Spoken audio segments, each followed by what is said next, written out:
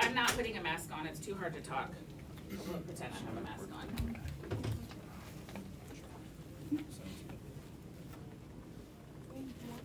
Who wants to call me with an order? Ring ring. Hello, this is Julia Respiratory. Hi Julia, we have a patient here on 4th floor. Name is Julia Foss. Can you come do an assessment? What kind of assessment do you need? Doctor put in an order. He just has trouble breathing. Okay, what's the patient's name? Julia Foss, And what room? room 201. And how soon do you need me to be there? As soon as you can. Okay, I'll be there in a few. All right, thank Okay, you. bye. I put on my pancakes. Okay, so I go to the floor, I check the chart, I check the patient's H&P, see how they are. Then I go to the room, I'm at the room, so I'm gonna be like, hey, Ms. Foss, this is weird. I'm gonna use Miller, that's my old married name. Hey, Ms. Miller, it's Julia from Respiratory, can I come in? Yeah, come in. Okay, thanks. Okay, I'm just gonna put my gloves on and I'll be right there. So I Droplet do my. precaution. What kind of precaution? Droplet. Okay, hold on.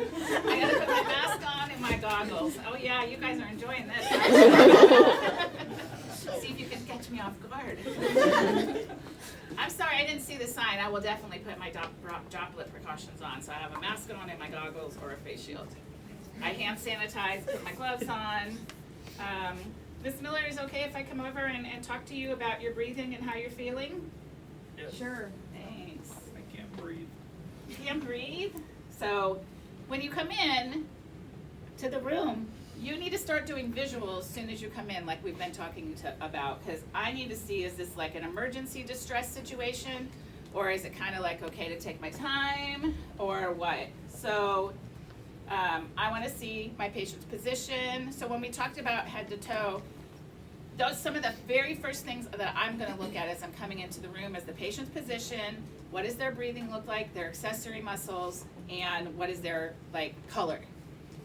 So how fast is the patient breathing? 16. 16, that's not bad. 30. Okay, 30? 30. And are they cyanotic? Yes. Okay, can you tell me what happened, Miss Miller?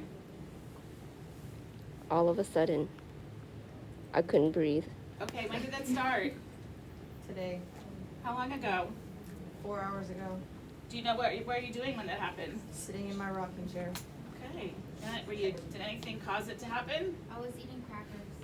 Oh, did you cough or anything? Or you think maybe you just eating crackers, all of a sudden you got short of breath? Yeah. Okay. So I'm going to get a pulse ox now because I want to check my sats. And what are my sats? 82. Okay. 80. No, that would be Oh, PaO2. it's 82. 82. My patient is diaphoretic or no? Yep. Okay, I'm going to get a non-rebreather, the 100% non-rebreather we talked about, because the stats very poor, patients in distress. And then I'm going to keep asking questions. Have you had this before? No. No, never before. Do you have any medical history? Heart failure. Okay, cardiac, heart failure. Do you take a water pill? Yes. Okay, does the patient have any edema? Nope. Okay. So I put 100% non-rebreather on. What's the pulse ox now? 89. Okay, so it's a little bit better, not perfect. Okay, now I'm going to listen to your breath sounds and listen to your lungs. Is it okay? Oh, you guys didn't get me. I didn't do the identifiers. I just realized.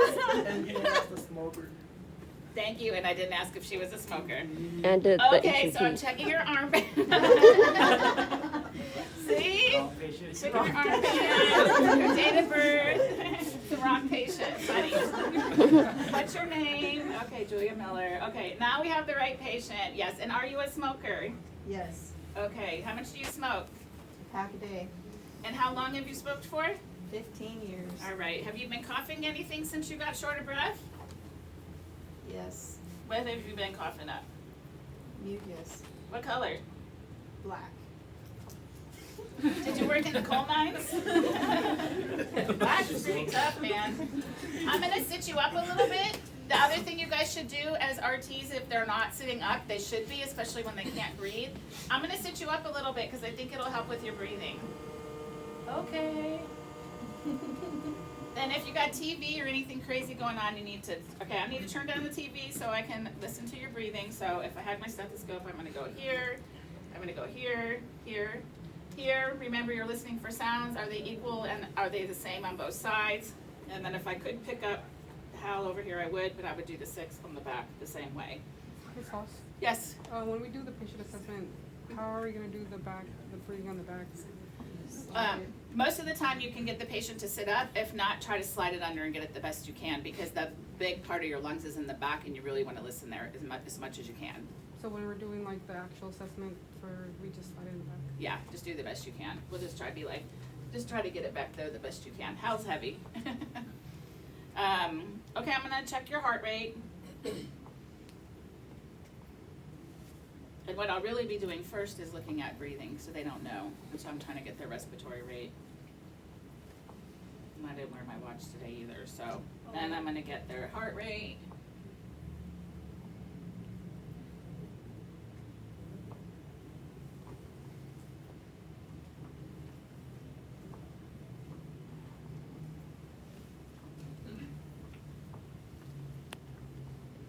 Okay, so it was about 20 times 4, heart rates are about 80.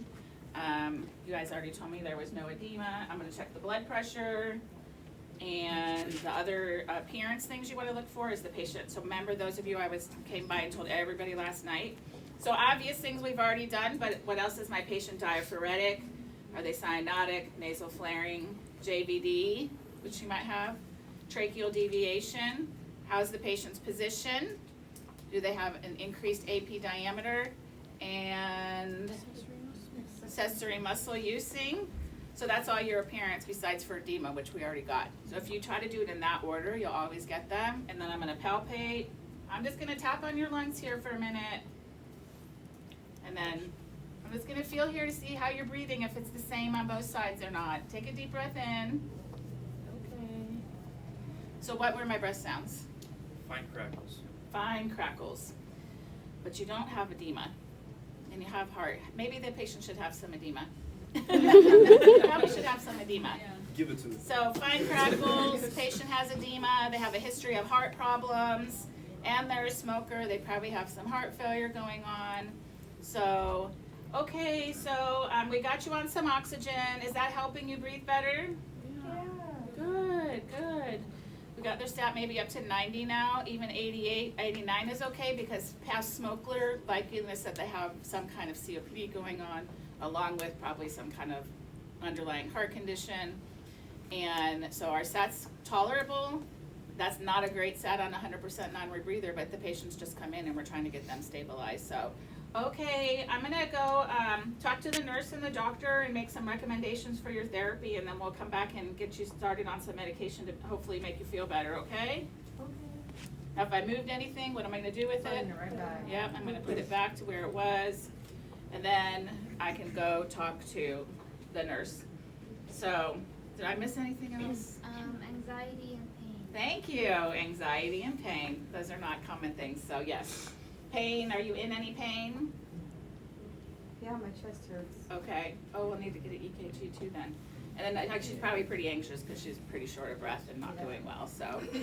So, the other thing we're gonna talk about right after this is an SBAR assessment. And what that is a quick way to give report. It's the situation, it's the background, it's your assessment, and your recommendations. So if I'm gonna give report to the next person coming on, what would the situation be? The situation would be I was called to see Miss Miller in this room because she was short of breath. The history would be she's got a history of cardiac problems, she smokes, she hasn't had this before, and her stats were, oh no, that's the assessment.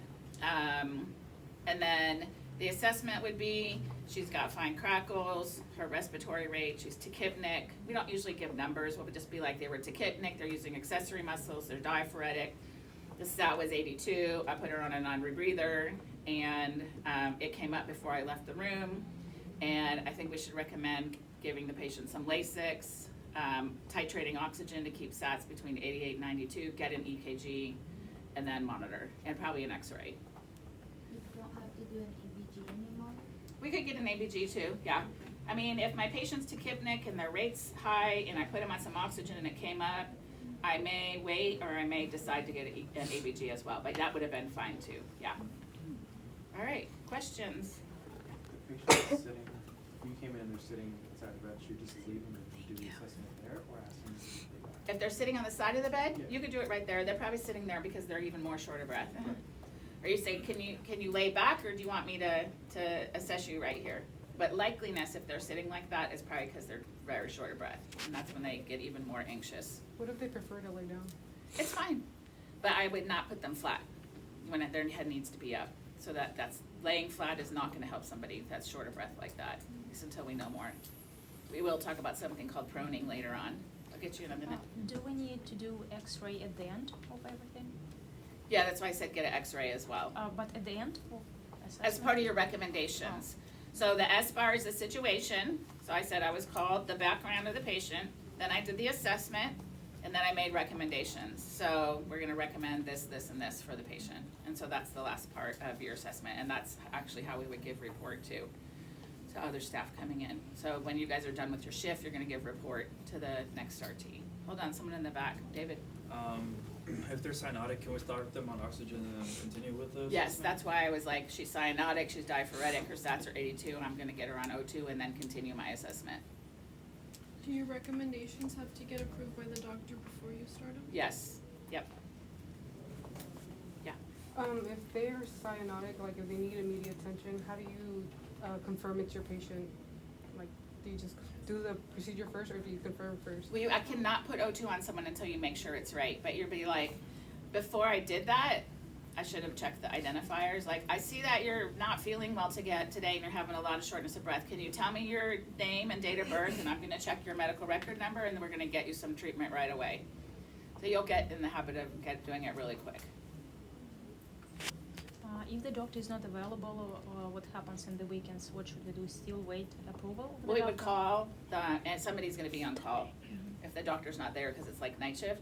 Or you guys will learn about protocols when if they met certain criteria, so they are like assessed for O2 and then start O2 protocol. Well, the O2 protocol says if someone's sats are below 90%, you could put them on oxygen. So then you would do it for the protocol, and then you wouldn't call the doctor until maybe later in the morning when they do report. Patient came in last night at midnight, shortness of breath, this is what we did, this is what they're currently on. We did oxygen per protocol, or we did aerosol therapy per protocol. Those most places have those in place now, and it gives you the capability to treat the patient and give them what they need by following the protocol. So then in a sense, you're actually giving the order because you did it based on your assessment and how it fell in with the protocol. And also, like, when we extubate the patient, should we do X-ray after that? No, we don't usually do x-rays after extubation. We do them after intubation and then typically before to make sure that the lung, like anybody who's on a vent's gonna get an x-ray every morning. And so it would have been done that morning, and you then are able to see that it was clear. So that'd be part of your assessment to see if they can come off the vent. What else? Can be intubation also by protocol, or we need approval from the No, doctor? we don't intubate by protocol. It's pretty much a code, or the doctor's gonna tell us to intubate. And then the doctor's in there because it's a code blue anyways. Oh, I was gonna show you guys on the crash cart. So this is our defibrillator. Make sure everybody gotta adjust a little bit. So this is our defibrillator, and so these are the 3 leads we were talking about going on the patient.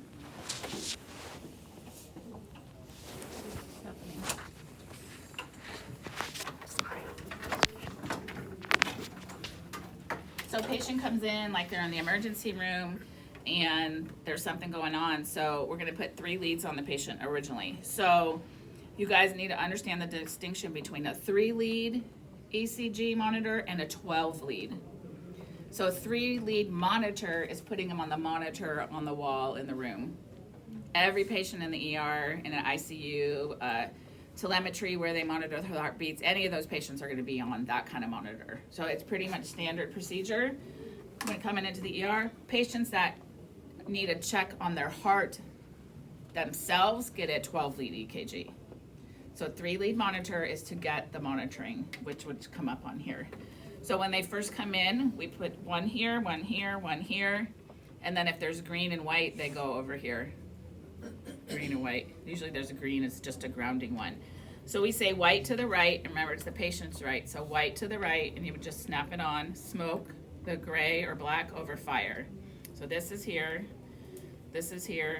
and the red's down here. And so that's how everybody remembers it. White to the right, smoke, gray, over fire, red, which goes down here. And then this will come on, and so what happens is if you need to defib somebody, so we turn this on. I don't have it hooked up, so it's not gonna. But so let's say that this was a rhythm and we wanted to defibrillate the patient. Then we're gonna click over here to defib. So what rhythms need defibrillated? Just talked about, VFib. not AFib, VFib. ventricular. So VFib. VFib needs defib. Patient doesn't have a pulse. Is it an emergency? Yes. Yes, it's absolutely an emergency. So the pads, here's other pads too. These also have pictures on them. So you'll see the purple one goes here and one goes here. So you'll hook those up. Now we're gonna defibrillate. We're gonna go all the way over to defib because this is for a patient without a pulse. So remember, there's nothing to sync to. We don't have a heartbeat that we're gonna worry about. So just for now, I mean, you don't have to load the whole machine right now, but defibbing is for our patients. VFib, VTAC, and they don't have a pulse. We would increase our energy here, which for defib, for the record, we do the whole thing. Then we would charge. Once it's charged up, what do you say? All clear. Yep, and no one put your hands up. Oh Yep. my god, you have a spider on you. What? Ah! Anyways. Super important. Not like in class, we tried to defib me. Super important to put your hands up. All clear, and then you would shock. Shock delivered. And then you would wait to see what was on here. Did they come out of it? Are they still in it? And then continue compressions. Now the difference is cardioversion. You're still gonna go over here to defib. We use a smaller amount because the patient's not in a cardiac arrest right now. We're trying to get that abnormal heartbeat stopped and corrected, right? So the big difference is you have to sync because it's gonna sync to the patient's rhythm like she was talking about. So you hit the sync button and defib changes to sync. So we're syncing and cardioverting a patient with a heart rate that needs to be, that's unstable because they have a low blood pressure or whatever, and we need to get them out of it. Defibrillation, we're doing for patient without a pulse and nothing to sync to. Does that make sense? Do we not use the little Not things in anymore? well, we can, they're right here, but. Why does it know in the Yeah. hospitals if you use them anymore, or do you Yeah. just use the pads? No, you use them. That's how you get the shock delivered. But Oh, I we thought it just was don't the go that pads. far. No, you put those on there. Oh, okay. So anyways, so 3 lead, put on the monitor, 12 lead, checking for heart function. The AED, patients found down outside of a medical facility, checking for defib so we can shock them. Defib for a rhythm that doesn't have a pulse, VFib or VTAC. Cardioversion for a rhythm with a pulse, and you must sync to it. So those are your differences that you'll need to know. Okay? But who had a question back there? Somebody? No? Oh, But yeah. it's also in joules, right? Yes, Jules. Yes. And you said sync, what does that mean? Like, that's a You're tap? syncing. No, there's a patient has a heartbeat. Okay. So in order to not mess up that heartbeat to throw it into a VFib or something like that, you can't just give the shock at any point when someone has a heartbeat. You want to sync it to when it's on the QRS, basically. That's the right time to do the shock. And so when you sync it, you're saying sync to that and make sure you shock appropriately because the patient does have a pulse. Because all we want to do is try to stop that abnormal rhythm and have it go back into a normal rhythm. With defib or VTAC, there's nothing to sync to because it's just all waves and there's no QRS. So that's why we just, like she said, it's a room full of people and you're trying to get it to stop. So you're like, shut up, stop the beat. We need it to get back into normal. Okay? Is this machine portable? This one is Oh portable? yeah, we just take, this is our crash cart. So if somebody goes into a code, we just bring the whole thing over. Code or is unstable and needs extra attention, this is what they get. They're red, every crash card is red and has all this stuff on it, but we'll learn more about that as we go on. After you did all these procedures, what next you should do? It depends. If the patient comes out of like SVT and gets stabilized, you're probably gonna send them home, especially if they've had it before. They may be kept for observation. It's gonna be very patient dependent on what you do. Okay, I got some SBAR forms for you guys, so let's go back and practice.